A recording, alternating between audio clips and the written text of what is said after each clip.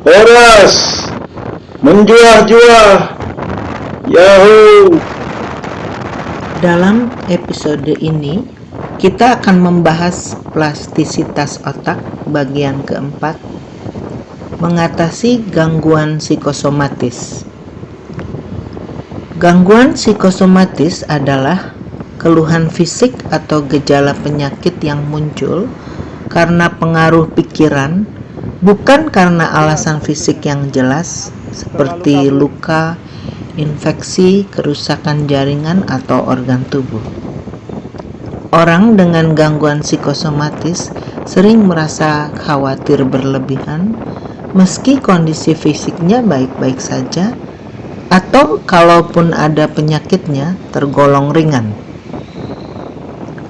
Gangguan psikosomatis bisa muncul dengan gejala-gejala sebagai berikut: gangguan pencernaan, sakit perut, atau nyeri ulu hati, sakit punggung, sakit kepala, mudah lelah, nyeri otot dan bagian-bagian tubuh, sesak napas atau asma, nyeri dada, jantung berdebar kencang. Gangguan psikosomatis juga bisa berupa memburuknya penyakit fisik yang sudah ada akibat pengaruh kondisi psikis, emosi, atau pikiran. Contoh kondisi fisik yang bisa diperparah oleh faktor psikis adalah sakit mah, eksim, tekanan darah tinggi, dan penyakit jantung.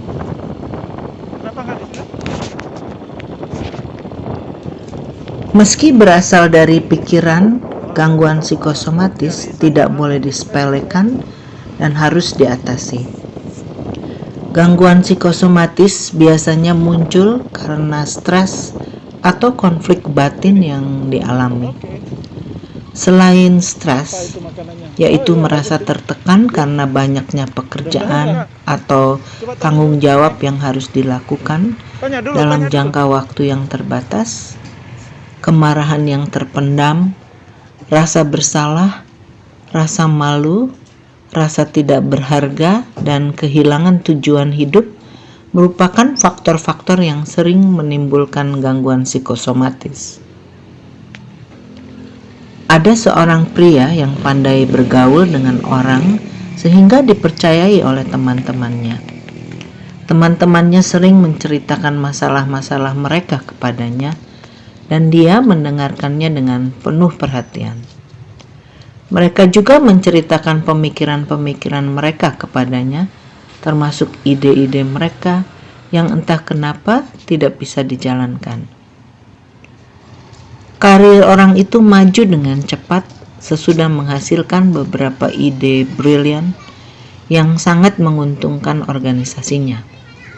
Ide-idenya sebenarnya bukan ide murni yang muncul dari pikirannya sendiri, tapi dia menggabungkan ide-ide dari beberapa orang rekan sekerjanya dan dari teman-teman segerejanya yang mereka ceritakan kepadanya.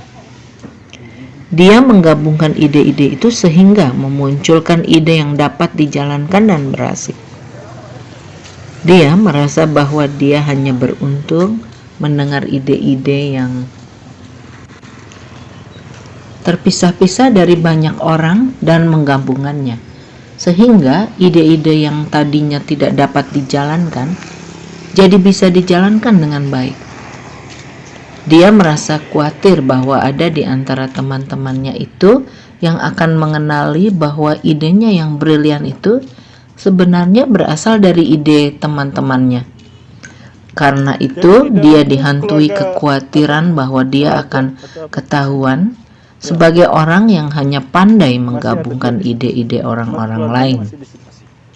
Kekhawatiran ini semakin lama semakin kuat, sampai akhirnya dia mulai mengalami berbagai gejala penyakit seperti masalah pencernaan, sulit tidur, dan sering mengalami nyeri otot. Tapi ketika diperiksa dokter tidak dapat menemukan sumber penyakit yang jelas. Dengan demikian, dapat disimpulkan bahwa orang itu mengalami gangguan psikosomatis. Untuk mengatasi gangguan psikosomatis, dokter tidak boleh hanya berfokus mengobati gejala fisik yang dialami pasien, tetapi juga harus mengobati kondisi mental atau psikis yang menyebabkan munculnya keluhan fisik pada pasien. Karena itu, setelah keluhan fisiknya ditangani, pasien mungkin akan dirujuk ke psikolog atau psikiater untuk diperiksa dan diterapi kondisi psikologisnya.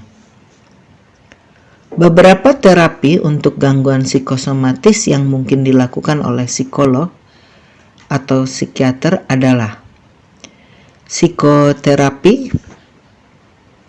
Jenis pengobatan psikoterapi yang umumnya dilakukan berupa terapi perilaku kognitif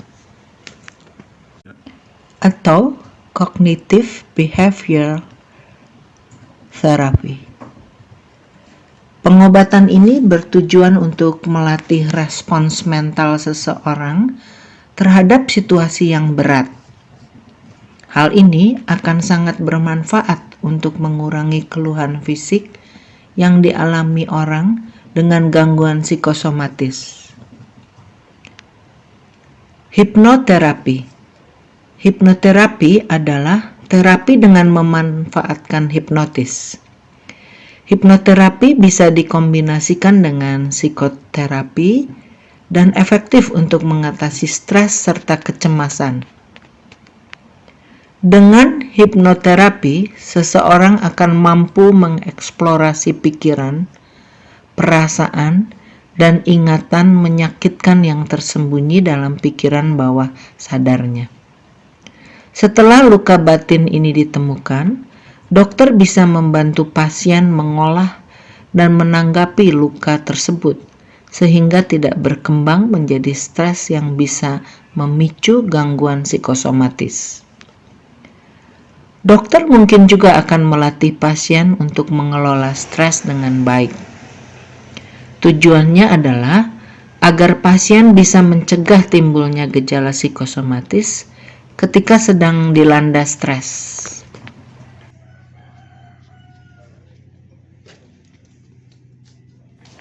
Di samping terapi yang dilakukan oleh dokter dan psikolog atau psikiater, individu yang mengalami gangguan psikosomatis juga dapat menolong diri sendiri dengan beberapa latihan yang dapat membantu mengembangkan kemampuan pribadinya untuk mengatasi stres dan konflik batin. Disinilah plastisitas otak memegang peranan penting. Plastisitas otak memungkinkan terjadinya perubahan struktur otak yang mendukung terbentuknya sikap yang tepat terhadap setiap situasi yang dihadapi. Dalam belajar menghadapi efek fisik stres serta mengatasi penyakit psikosomatis, Anda perlu belajar membuang segala sesuatu yang tidak menguntungkan Anda. Langkah pertama adalah menerima bahwa Anda adalah manusia biasa yang tidak kebal terhadap masalah dan persoalan hidup. Anda mungkin perlu melepaskan harapan dan membuang rasa bersalah dari masa lalu yang telah membentuk perilaku Anda. Anda mungkin perlu menyerahkan kendali di beberapa bidang kehidupan Anda atau mengurangi kecenderungan Anda untuk mengejar kesempurnaan. Ingatkan diri Anda bahwa tidak apa-apa gagal mencapai tujuan Anda selama Anda sudah mencoba dan melakukan yang terbaik. Anda juga perlu mengingatkan diri Anda bahwa setiap orang pernah melakukan kesalahan. Kalau bisa, minta maaflah kepada orang yang pernah Anda sakiti. Tapi kalau itu tidak bisa dilakukan, cukuplah kalau Anda mengakui kesalahan itu dan berjanji untuk melakukan yang terbaik dalam situasi yang sama di masa depan. Ketika mencoba mengidentifikasi sumber stres dalam hidup Anda, mungkin Anda akan menyadari bahwa sumber terbesar adalah tekanan yang Anda berikan terhadap diri sendiri, dan karena itu berada dalam kendali Anda. Anda dapat melepaskan tekanan ini dengan menerima kesalahan dan kegagalan sebagai bagian alami dari kehidupan. Dengan demikian, Anda dapat melakukan kesalahan dan mengalami kegagalan tanpa menjadi stres.